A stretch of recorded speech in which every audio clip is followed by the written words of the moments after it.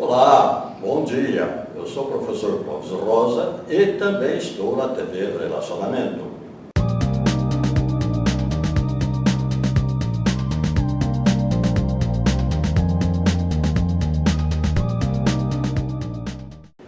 Olá, internautas. Iniciamos mais um programa Gestão Executiva. E hoje nós temos aí a oportunidade de rever um grande amigo, um profissional muito ocupado, muito respeitado e daqueles que a gente tem franca admiração sempre. Ricardo Tarabai, muito bom rever. Companheiro de palestras, professor dos melhores aí, tá? Obrigado. Obrigado, uma honra tê-lo. Prazer é todo mundo. Ricardo, conta um pouquinho para os nossos internautas onde você nasceu, um pouquinho da sua trajetória profissional, o que você estudou. Bom, eu sou Ricardo Tarabai, sou paulistano, da Vila Mariana, nasci lá, morei um pouco fora, morei até fora de São Paulo, mas retornei e estou na Vila Mariana novamente. Perfeito. Eu sou formado graduado em Química e Administração de Empresa e pós-graduado em Marketing e Recursos Humanos. Eu trabalhei muito tempo na indústria química americana, por isso a formação química. Ok. Somei com a administração porque trabalhava na área comercial, então eu queria ter esse entendimento tanto do setor que eu atuava quanto do papel que eu exercia. Né? Entendi. E depois eu fui mudando, né, evoluindo, e quando chegou em 1999, começou aquele assunto bug do milênio, né, o mundo vai acabar, o mundo vai mudar. Aí eu comecei a me interessar um pouco sobre o que era esse bug do milênio, o que era a tecnologia, porque o meu mundo era químico. Né? E aí, por uma dessas coincidências, nessa pesquisa e conversa com pessoas, eu recebi uma proposta para mudar drasticamente de área. Né? Então eu saí do mundo químico e fui atuar na área de tecnologia, vendendo softwares de gestão empresarial, que é o nome ERP, bem conhecido hoje no mercado. Foi lá que eu conheci você. Exatamente. Então, de todo o meu background de trabalhar na indústria química, os clientes que eu atuava, eu sempre atuei muito na indústria alimentícia, farmacêutica, bebidas, eu trouxe tudo isso para essa empresa de software, então eram os mesmos clientes, só que num apelo diferente. E eu sofri um pouco, né, porque você sai do mundo químico para o mundo de tecnologia. Né? E aquele monte de sopa de letrinhas. Exatamente, que ainda existe, tem que ser. Se você fala, às vezes, o nome do produto, a pessoa não sabe. Quando você fala, a sigla do produto, às vezes a sigla até da empresa, né? E na indústria química tinha esse negócio também, né? O sal que vale, né? Embora o produto tenha outro nome, né? Exatamente. Então, eu comecei a adentrar o mundo da tecnologia e nunca mais saí. Né? Então, de 2000 para cá, até hoje, eu atuo na indústria de software. Então, eu trabalhei com RP, depois trabalhei com o que eles chamam do portfólio, né? Tudo que envolve o RP. Me especializei muito em CRM, marketing de relacionamento. Aí, boa parte da minha carreira, eu trabalhei sempre em vendas de software. E boa parte do RP e mais ainda do CRM. E hoje eu atuo na indústria também de software, mas mais num software agora de gestão de laboratório. Agora eu voltei um pouco no mundo químico. Bacana! Porque aí esse software de laboratório que faz toda a gestão de automação laboratorial, então todos os produtos que a gente consome, sejam alimentícios, seja uma roupa, seja um medicamento, né, todos eles passam por um processo analítico. Né? A compra da matéria-prima, a embalagem, tudo isso passa por processos, né, da chegada desses materiais, a produção desse material até o produto final, o produto acabado, passam por análises e esse software dessa empresa que eu represento faz toda essa automação, fazendo com que haja muito menos interferência humana, que eles chamam de rastreabilidade, quer dizer, achar, né, por exemplo, um lote, vamos dizer que um produto é encontrado no mercado e reclamam que o produto está fora de especificação. Às vezes é um produto de 2 anos atrás. Então, mas tem que saber quando que foi feito. Exatamente, Né? E eles têm que guardar a contraprova. Só que se não pedir, olha, fulano, eu quero a amostra do lote XPTO Não existe de mais. 2000. Está na praça, vendeu, consumiu tudo, né? 2000 não, é 2020, né? Tá. Putz, aí o cara vai procurar em papel, em Excel, e esse software é só você colocar o lote, né? Pum, Ele dá aí quem fez, quem analisou, que dia foi, que equipamento. Então, se tem mais, alguém reclamou também. Então hoje eu estou trabalhando ainda nesse setor e em paralelo dando aula, né? Perfeito. Já vamos falar disso daí. Ricardo, me fala assim, quando eu conheci você, o grande problema que as empresas tinham era o seguinte, instituições financeiras, as empresas de modo geral, eles tinham o quê? Um banco de dados. Né? Aí, um dos papéis que você fazia muito bem, né, que se fala nas palestras, é que você era um consultor de banco de dados. Fala um pouquinho sobre isso daí. A gente sempre costuma usar a terminologia dizendo assim, né? O banco de dados significa o seguinte, você pode ter muitos dados que não significam absolutamente nada para você. Então, eu costumo dizer o seguinte, você precisa ter dados suficientes que gerem para você informação. Exato. E que essas informações permitam que você tome ações. Né? Então, às vezes você tem 300 informações que, quando juntadas, não te geram informação suficiente. Consequentemente, você não consegue agir em cima das informações que você tem. Né? Por quê? Porque está faltando dado. Então, não adianta você ter 400, porque você precisa ter a informação qualificada, suficientemente identificada para gerar as informações que você precisa, deseja, para as suas ações. Né? Então, tão simples quanto eu quero mandar um parabéns para os meus clientes. Então, a primeira coisa que você precisa saber, né, é a data de aniversário. Então, esse é o pensamento é o seguinte, que ação que eu quero ter, que consequentemente eu vou buscar o dado que eu preciso. Então, essa é a ação, aqui está meu dado. Você pode até fazer o inverso. Eu tenho esses dados, que tipo de ação eu posso fazer na junção dessas informações? Então, eu sempre, como você falou em palestras, assim, eu sempre reforço que não é a quantidade de informações que qualifica que você tem, e sim o quanto essas informações disponibilizam ações qualificadas para você agir. E de preferência que você use aquilo para dar lucro para a empresa. Exatamente. Né? O produto final de qualquer empresa sempre é a lucratividade. Né? O relacionamento com os clientes, né? O ganha-ganha, é isso, né? Você fazer tudo de bom que você pode fazer pelo seu cliente, mas também sempre lembrando que a existência da sua empresa, a razão de vida dela é esse bom atendimento gerando uma lucratividade suficiente para você voltar a retroalimentar toda a sua cadeia para manter esse bom atendimento. Ok. Ô Ricardo, e interessante, quando você começou a lecionar em faculdades, não te chamaram para dar aula de química? Não. Justamente na parte da tecnologia, né? Foi exatamente assim, né? Eu ainda estava, né, nessa migração de vendas de química para a entrada no tecnológico. Aí eu fui fazer o curso de marketing, porque é uma coisa que sempre me despertou curiosidade, interesse. Eu fiz a pós-graduação em marketing. E foi mais prazeroso para você, porque era uma coisa que você queria, né? Exatamente. Eu fui na SPM, fiz a pós-graduação, e isso que você falou, né? Você se sente tão bem na matéria, no que eu estava dando, que um professor falou para mim, cara, você deveria pensar em dar aula. Eu nunca pensei nisso, mas incentivado por esse professor, Demóstenes, a quem eu tenho um apreço muito grande até hoje, ele falou, faz o seguinte, monta um curso e eu tento aprovar aqui para você. Eu montei um curso de marketing de relacionamento, CRM, e aí fiz um teste, enfim, esse assunto entrou na grade da SPM. Isso foi em 1994. Eu tinha acabado de me formar e de formado acabei já virando professor da SPM, de pós-graduação, em 94, e estou lá até hoje. Isso é competência, viu? Bacana. Obrigado. Ricardo, de quando a gente começou a falar do CRM, nos anos 90, até hoje, o que você assim, acha que pontua que mudou assim, relativamente? conceito, O conceito é o mesmo, né? Isso.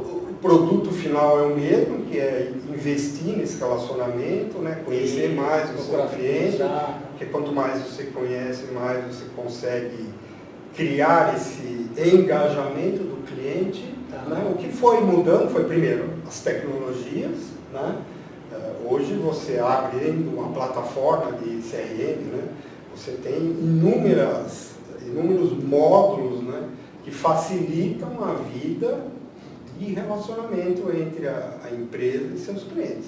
Coisa que no passado era bastante pobre comparado ao que é hoje. Hoje é um portfólio de módulos que possibilitam, agilizam, certificam, né? E os conceitos mudaram também. Né? Antes o cliente estava muito ligado a um produto. Aí, além do produto, os clientes foram se engajando à marca. Hoje, além da marca, do produto, eles se engajam aos propósitos.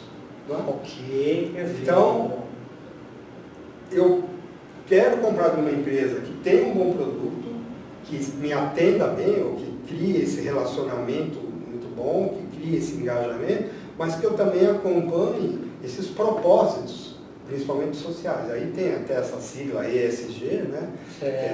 Environment, né? Social Governance, então o meio ambiente, o social e a governança, que é cada vez mais um certificado de que as empresas precisam estar conscientes de que elas precisam ter um ótimo relacionamento e respeito ao meio ambiente, né?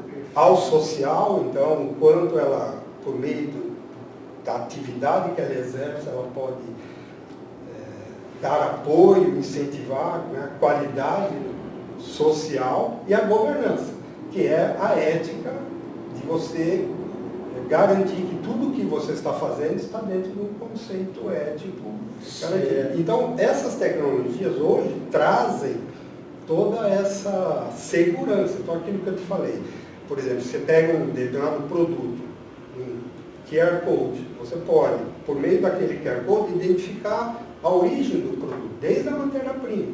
Então, da fazenda onde o produto é plantado, colhido, quem é o social em volta, né, que está colhendo aquilo, o quanto eles estão com uma qualidade de vida, propiciada muitas vezes pela própria empresa, né, o quanto isso é produzido dentro de parâmetros de qualidade, a qualidade analítica, comprovando que tudo que está escrito naquelas composições químicas, teor, estejam dentro de padrões, né? E que a governança é cumprir tudo aquilo, né? Fazendo com que esse meio ambiente, essa sociedade estejam dentro de limítrofes, de parâmetros de qualidade, né? De vida, de produto, enfim, e que você, respeitando tudo isso, está fazendo uma governança ética dentro das suas empresas, né? Sem problemas que a gente normalmente às vezes encontra dentro de empresas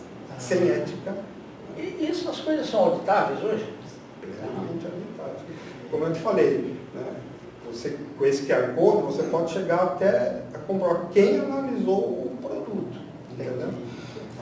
Da onde vem essa matéria-prima. Né? Então, hoje, o mundo tecnológico propicia essa agilidade, essa facilidade, essa amplitude de conhecimentos e acesso à informação muito rápido. Por isso que cada vez mais as empresas que investem nisso se diferenciam das que ainda não enxergaram tanta validade nesses setores de investimento, a sociedade, os seus clientes, a governança. Bacana. Então hoje dá para você fazer o seguinte, você precisa de um determinado produto, mas você vai olhar se os valores que aquela empresa prega são iguais aos valores que você prega. Exatamente. Isso que eu falei, isso que mudou muito. Né? Hoje, fatores que antes não eram levados tanto em conta, hoje são. Então eu quero saber o que essa empresa, em termos sociais, né? Ou de proteção ao meio ambiente. Exatamente. O que ela faz, né? Qual é a visão dela, entendeu? Então, por exemplo, o conceito vegano, né? Que até um tempo atrás estava muito mais restrito a um comportamento alimentar. Hoje é um modo de vida. Então você tem alimento vegano, você tem vestimenta vegana, você tem cosmético vegano, entende? Então virou o quê? Um conceito de vida. Então as pessoas não estão mais só preocupadas exclusivamente com o conceito da alimentação vegana, e sim. E a empresa que se fala, olha, eu tenho um shampoo, um condicionador, um sabonete vegano, toda a história para trás tem que estar comprovada que a origem, a transformação, produção, tem um caminho vegano. Então, é um conceito. Né? Então, não pode mais só dizer, eu tenho um produto vegano. Ok. E hoje você tem formas de comprovar tudo isso daí, né? Interessante. Viu? E aí, da empresa que falar e não conseguir comprovar. Né? Por isso que todo esse composto tecnológico traz essa facilidade, essa segurança para a empresa dizer que aquilo que ela está dizendo, ela consegue comprovar facilmente por meio da tecnologia. Ô, Ricardo, no primeiro ano que você começou a lecionar, teve que pesquisar e um montão de coisas lá tal, né, e agregando. No começo é duro, porque você estava trabalhando de dia e estudando à noite, os horários vai preparando a aula, tal, não sei o quê. Ao longo do tempo, né, você vai fazendo um mecanismo, né? Hoje as aulas assim continuam sendo prazerosas para você? Sem dúvida, né? Mudou muito, né? O perfil dos alunos, né? A própria tecnologia, né? Sim. É até difícil dizer, né? Mas eu comecei a dar aula em transparência, que provavelmente boa parte do público não vai saber o que é, né? Aquele plástico que tinha o acetato. Isso, um retroprojetor fazendo um barulho super aquecido. Fora quase dentro também, né? Então, esse foi o meu começo de aula. Né? E as pesquisas, os acessos, né? Eram muito mais limitados que hoje. Hoje, né? Não só a tecnologia de apresentação é completamente diferente, como também de conhecimento. Então, o prazer continua o mesmo no sentido de que o desafio de você continuar sabendo o suficiente para, né, incentivar, alimentar essa troca de conhecimento. Porque o público também se tornou muito mais conhecedor dos assuntos que você está ministrando aula. Por quê? Porque eles também têm o acesso Sim. que a gente tem. E tem que realmente tomar cuidado nas colocações, porque hoje o aluno vai na hora dar uma pesquisada para ver a dúvida que ele tem, né? Exatamente, ele tá com o computador aberto. Então, se você fala, sei lá, um conceito, você fala um autor, ele digita ali na hora. Então, você precisa estar muito bem informado, muito bem conectado, engajado em tudo aquilo que você estiver falando. Claro que ninguém sabe tudo o tempo todo, né? Mas o quanto você se mantém atualizado dos assuntos ao qual você está se referindo.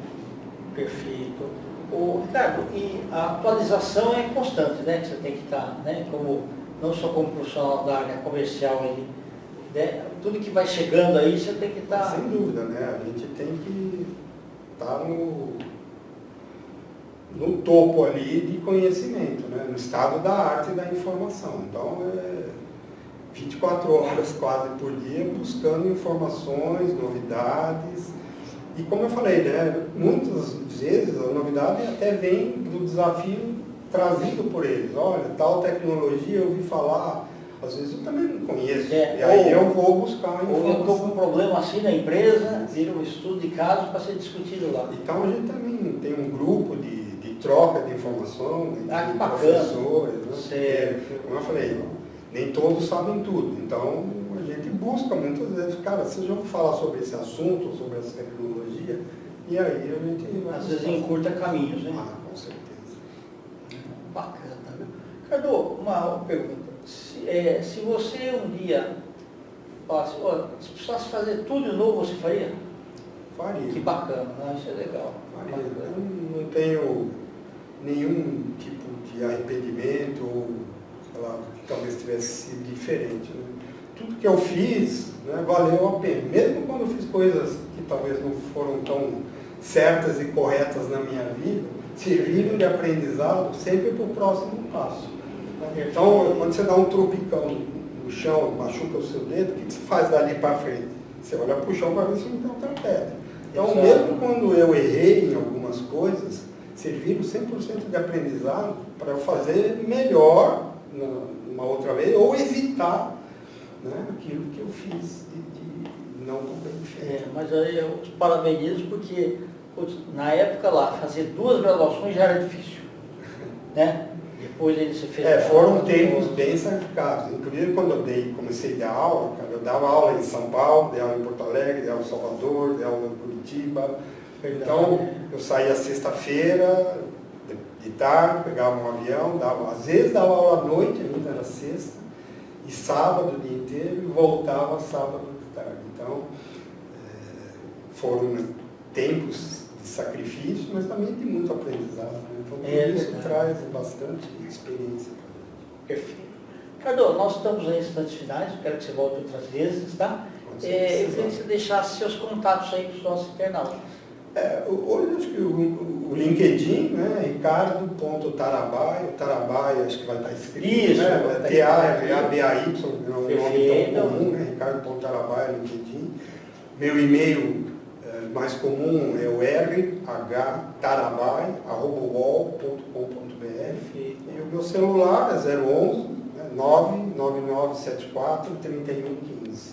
Perfeito. Tá bom? Meu amigo, volte outras vezes. Obrigado. Muito sucesso, viu? Sucesso para você também. Tá. Obrigado, pessoal. Internautas, os agradecimentos então a esse fantástico profissional e grande professor, venerado pelos seus alunos, né, Ricardo Tarabai, nós finalizamos mais uma Gestão Executiva. Um grande abraço e até a próxima.